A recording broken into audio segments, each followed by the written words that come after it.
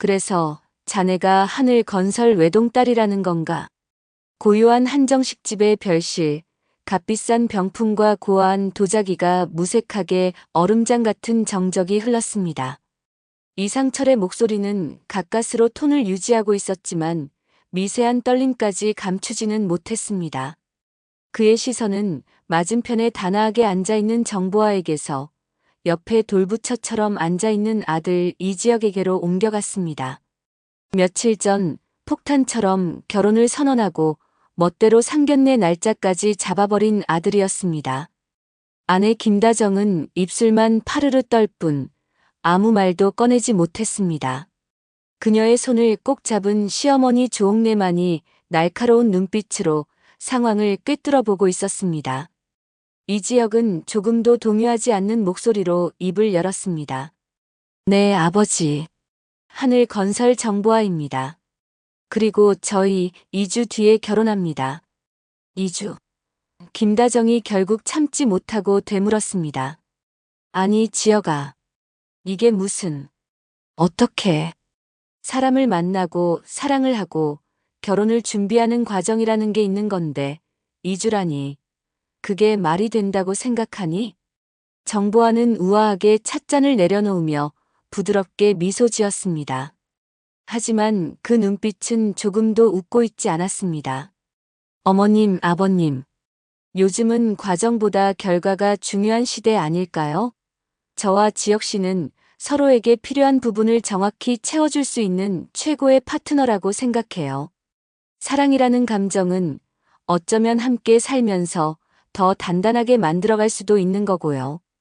파트너, 필요, 결과. 이상철과 김다정의 귀에는 그 단어들이 비수처럼 날아와 박혔습니다. 평생을 성실하게, 정직하게, 사람 사이의 정을 가장 중요하게 여기며 살아온 부부에게 아들의 결혼은 완벽한 비즈니스처럼 보였습니다. 조옥래는 헛기침을 하며 입을 뗐습니다. 그래서 우리 지혁이의 어떤 부분이 그렇게 필요했누? 아가씨는? 정보아는 잠시도 망설이지 않았습니다.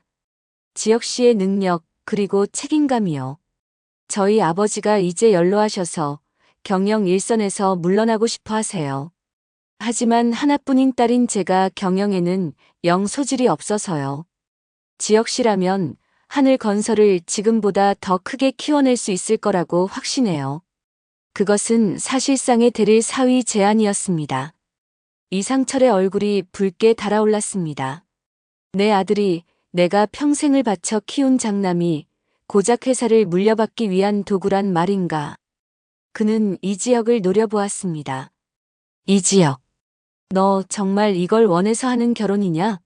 너가 비혼주의자라고 그렇게 소리치던 게 불과 며칠 전이다. 그런데 갑자기 재벌가 딸하고 결혼이라니. 너가 회사에서 겪은 일 때문에 충동적으로 이러는 거냐? 충동 아닙니다.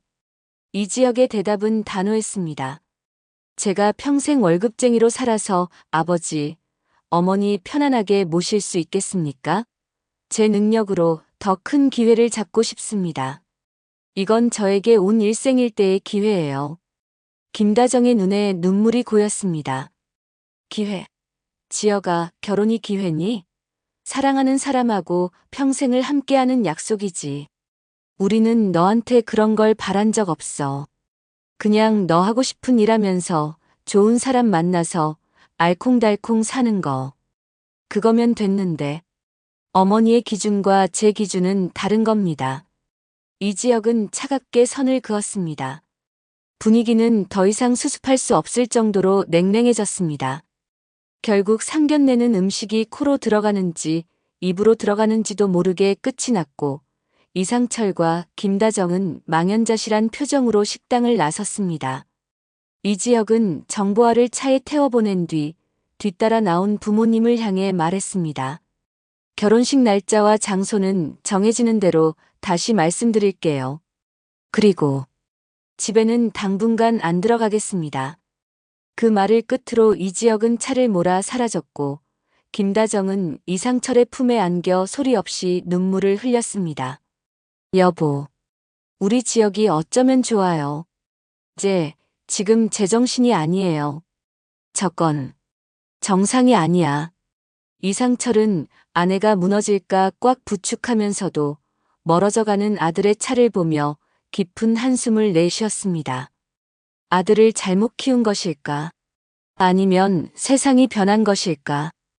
그의 마음속에는 거대한 공허함이 휘몰아쳤습니다. 같은 시각 박성재는 자신의 사무실에서 이지혁이 건넨 빳빳한 청첩장을 노려보고 있었습니다. 믿을 수 없다는 듯 몇 번이고 신랑 이지혁, 신부 정보하라는 글자를 되뇌었습니다. 이게 무슨 미친 짓이야? 미친 짓이라니 말이 심하네. 내 결혼이야. 이지혁은 맞은편 소파에 다리를 꼬고 앉아 태연하게 말했습니다. 박성재는 청첩장을 책상에 내던지며 자리에서 벌떡 일어났습니다. 야, 이지혁. 너 은호한테 어떻게 했는지 잊었어? 그렇게 단칼에 여동생 같다면서 매몰차게 거절해놓고 이제 와서 결혼? 그것도 만난 지 얼마나 됐다고. 저 정보하라는 여자 하늘건설 딸이라며? 너 혹시 돈 때문에 결혼하냐? 결혼의 이유는 여러 가지가 있을 수 있지. 사랑만이 전부는 아니잖아. 이지혁의 대답은 여전히 감정이 없었습니다. 사랑만이 전부가 아니라고? 그럼 은호는 6년이야, 6년. 너가 그걸 알면서도 그렇게 상처를 줘놓고 돌아서자마자 다른 여자랑 결혼 발표를 해? 그게 친구가 할 짓이야? 아니, 인간이라면 그렇게 할 수 없어. 박성재의 목소리가 분노로 떨렸습니다. 그는 정말로 이지혁의 멱살이라도 잡고 싶은 심정이었습니다. 그래서 내가 은호 마음을 받아줬어야 한다는 거야? 좋아하지도 않는데? 그게 더 상처 주는 거 아니냐? 이지혁은 논리적으로 반박했습니다. 나는 은호가 나한테 더 이상 미련 갖지 않길 바랐어. 그래서 확실하게 정리한 거야. 내 결혼 소식 들으면 아마 더 빨리 정리할 수 있겠지. 오히려 잘된 일이야. 잘된 일? 박성재는 기가 막혀 헛웃음을 쳤습니다. 야, 너 진짜 무서운 놈이다. 어떻게 그렇게 너 자신만 생각하냐? 은호가 얼마나 아파할지 상상도 안 돼. 너가 비혼주의자라고 했을 때 은호는 그래도 언젠가 내 마음이 변할지도 모른다고 작은 희망이라도 가졌을 거야. 근데 이건 그냥 사형 선고나 마찬가지잖아. 이지혁은 잠시 말이 없었습니다. 그의 눈동자가 아주 미세하게 흔들리는 것을 박성재는 놓치지 않았습니다. 하지만 이지혁은 이내 다시 표정을 갈무리하고 자리에서 일어났습니다. 어쨌든 내 결혼식에 와서 축하는 해줘야지. 우리 사이에 그 정도 의리는 있는 거 아니었나? 의리? 너한테 그런 걸 논할 자격이 있다고 생각해? 박성재는 차갑게 쏘아붙였습니다. 이지혁은 더 이상 대꾸하지 않고 사무실을 나갔습니다. 쾅 하고 문이 닫히자 박성재는 주먹으로 책상을 내리쳤습니다. 이기적인 새끼. 냉혈한 같은 놈. 온갖 욕설이 목구멍까지 차올랐지만 그것보다 더 큰 걱정이 그의 마음을 짓눌렀습니다. 이 소식을 은호가 알게 되면 박성재는 지은호의 얼굴을 떠올리며 괴로운 표정을 지었습니다. 내가 어떻게든 막아야 하는데. 하지만 이미 엎질러진 물이었습니다. 이제 그가 할 수 있는 일은 지은호가 무너지지 않도록 곁을 지켜주는 것뿐이었습니다. 지은호는 며칠째 일에만 매달렸습니다. 이지혁에게 고백하고 거절당한 그날의 상처는 생각보다 깊고 아팠습니다. 애써 아무렇지 않은 척 당당한 척했지만 혼자 있을 때면 심장이 쿵 하고 바닥으로 떨어지는 기분이었습니다.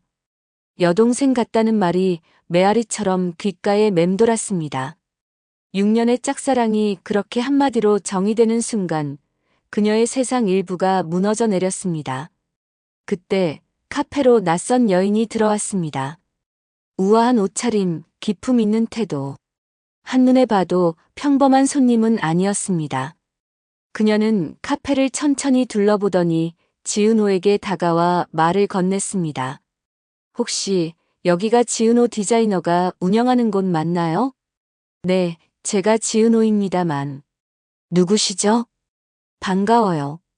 고성이라고 합니다. 고성이. 박성재의 새어머니이자 박영나의 엄마. 지은호는 순간 긴장했습니다. 박성재에게서 몇 번 들었던 이름이었습니다. 그녀가 왜 나를? 고성이는 마치 지은호의 마음을 읽기라도 한 듯 부드럽게 웃었습니다. 성재한테 얘기 많이 들었어요.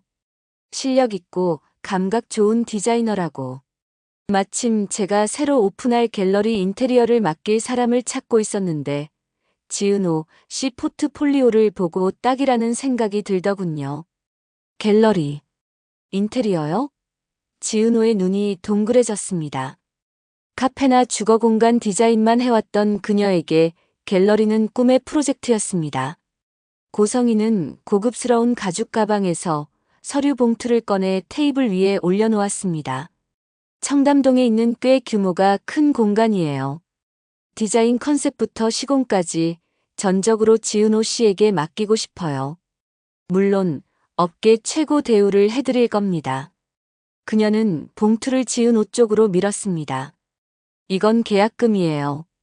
아마 지은호 씨가 지금까지 한 프로젝트 전부를 합친 것보다 많을 겁니다. 지은호는 망설이며 봉투를 열어보았습니다. 그 안에는 상상도 못할 액수의 수표가 들어있었습니다. 이렇게 많이. 지은호 씨 실력에 대한 투자라고 생각해요. 고성이의 눈이 의미심장하게 빛났습니다. 어때요? 이 프로젝트 한번 맡아보지 않겠어요? 지은호 씨 커리어에 아주 중요한 이정표가 될 거예요. 이 일에만 집중하다 보면 지금 머릿속을 복잡하게 만드는 다른 생각들도 다 잊을 수 있을 거고요. 마치 자신의 속을 꿰뚫어보는 듯한 고성이의 말에 지은호는 섬뜩한 기분이 들었습니다. 하지만 이 제안은 거절하기 힘든 유혹이었습니다. 이 지역을 잇기 위해, 무너진 자존심을 일으키기 위해, 디자이너로서 한 단계 도약하기 위해 그녀에게는 이런 몰입할 대상이 절실하게 필요했습니다. 생각할 시간을 조금만 주시겠어요? 물론이죠. 하지만 너무 오래는 말아요. 좋은 기회는 사람을 기다려주지 않으니까. 고성이는 만족스러운 미소를 지으며 자리에서 일어났습니다. 그녀가 떠난 뒤에도 지은호는 한참 동안 그 자리에 앉아 수표와 자신의 마음을 번갈아 들여다보았습니다. 이것은 과연 기회일까 아니면 또 다른 시련의 시작일까? 그날 저녁 지은호는 고민 끝에 박성재에게 전화를 걸었습니다. 고성이의 제안에 대해 조언을 구하고 싶었습니다. 약속을 잡고 카페에서 만난 박성재는 어쩐지 안색이 좋지 않았습니다. 무슨 일 있어요? 표정이 왜 그래요? 아니야, 아무것도. 근데 무슨 일인데 그래? 박성재는 애써 표정을 풀며 물었습니다. 지은호는 고성이가 찾아왔던 일과 갤러리 프로젝트 제안에 대해 털어놓았습니다. 이야기를 듣는 내내 박성재의 표정은 점점 더 굳어졌습니다. 그 여자. 아니, 어머니가 직접 너를 찾아왔다고. 네. 저도 깜짝 놀랐어요. 근데 프로젝트 규모도 크고 조건도 너무 좋아서 마음이 흔들려요. 하지만 이 일에 집중하면 지역 오빠 생각이 덜 날 것 같기도 한데. 지은호의 목소리가 끝으로 갈수록 기어 들어갔습니다. 박성재는 복잡한 심경에 사로잡혔습니다. 고성이가 무슨 꿍꿍이로 지은호에게 접근했는지 알 수 없었습니다. 하지만 지금 지은호에게는 이 사실보다 더 큰 충격이 기다리고 있었습니다. 박성재는 더 이상 숨길 수 없다고 판단했습니다. 지금 말하지 않으면 나중에 지은호가 받게 될 상처는 훨씬 더 클 것이었습니다. 그는 주먹을 꽉 쥐었습니다. 은호야, 잘 들어. 지금부터 내가 하는 말 충격받지 말고 들어. 뭔데요? 사람 무섭게. 박성재는 심호흡을 한 번 하고 어렵게 입을 열었습니다. 이지혁, 결혼해. 네? 지은호의 세상이 멈췄습니다. 잘못 들은 것이라고 생각했습니다. 뭐라고요? 결혼이요? 누가요? 지역 선배가요? 그래. 2주 뒤에 하늘 건설달 정보하라는 여자랑. 순간 지은호의 머릿속이 하얗게 비었습니다. 귀에서는 윙 하는 이명 소리만 들렸습니다. 박성재의 입이 계속 움직이는 것 같았지만 아무런 소리도 들리지 않았습니다. 결혼. 비혼주의자라던 그가, 나를 여동생 같다며 밀어낸 그가 불과 며칠 만에 결혼을. 지은호는 애써 웃어 보였지만 입꼬리가 경련을 일으키듯 파르르 떨렸습니다. 장난 아니야, 은호야. 박성재는 그녀의 떨리는 손을 잡아주었습니다. 오늘 나한테 직접 청첩장 주고 갔어. 그제야 지은호는 현실을 직시했습니다. 심장을 누군가 맨손으로 쥐어짜는 듯한 고통이 밀려왔습니다. 눈앞이 흐려지면서 뜨거운 눈물이 뺨을 타고 흘러내렸습니다. 6년의 시간이 순수했던 마음이 산산조각 나 허공으로 흩어지는 것 같았습니다. 거절당했을 때와는 차원이 다른 아픔이었습니다. 그때는 신락 같은 희망이라도 있었지만 이제는 완벽한 끝이었습니다. 그녀의 사랑은 시작도 해보지 못한 채 다른 사람의 결혼 소식으로 종결되었습니다. 왜 하필? 어떻게 나한테 이럴 수가 있어? 지은호는 더 이상 말을 잇지 못하고 테이블 위로 엎드려 오열했습니다. 박성재는 그런 그녀의 등을 말없이 쓸어주었습니다. 어떤 위로의 말도 지금 그녀에게는 들리지 않을 터였습니다. 그는 다만 지은호의 곁에서 그녀의 슬픔이 조금이라도 옅어질 때까지 함께 있어 주기로 마음먹었습니다. 한참을 울던 지은호가 문득 고개를 들었습니다. 눈물로 얼룩진 그녀의 얼굴에는 이전에는 볼 수 없었던 차가운 분노와 결심이 서려 있었습니다. 그녀는 가방에서 휴대폰을 꺼내 고성희의 번호를 눌렀습니다. 여보세요. 수화기 너머로 고성희의 우아한 목소리가 들려왔습니다.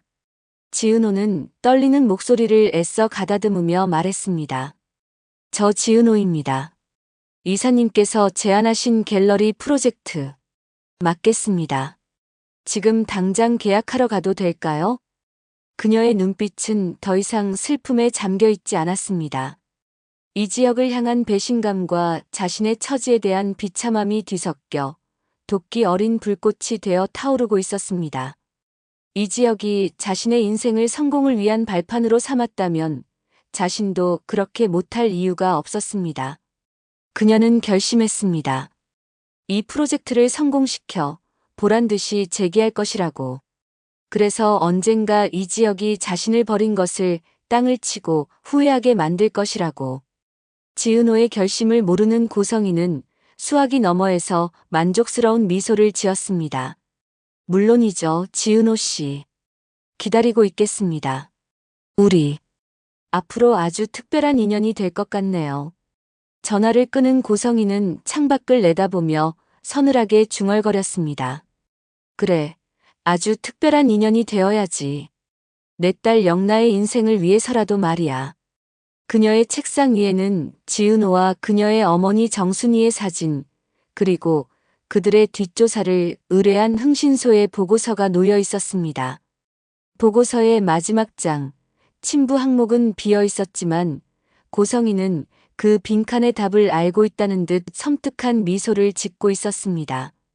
이 지역의 갑작스러운 비즈니스 결혼 선언으로 상견례는 냉랭한 분위기 속에서 파국을 맞고 그의 부모님은 아들의 선택에 큰 충격과 실망감을 느낍니다.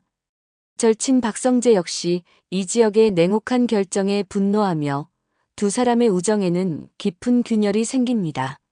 한편 박성재의 계모 고성희는 의도적으로 지은호에게 접근하여 거액의 갤러리 인테리어 프로젝트를 제안하며 그녀를 자신의 계획 안으로 끌어들입니다. 이 지역의 결혼 소식을 전해 들은 지은호는 6년간의 짝사랑이 처참하게 짓밟힌 것에 대한 충격과 배신감에 휩싸여 오열하지만 이내 슬픔을 도끼로 바꾸어 고성희의 제안을 받아들이고 재기를 다짐합니다. 지은호가 자신의 숨겨진 과거와 관련된 거대한 음모의 중심으로 걸어 들어가는 것을 암시하며 다음 회에 대한 궁금증을 증폭시킵니다. 구독과 좋아요는 사랑입니다. 영상 제작에 큰 힘이 됩니다. 감사합니다.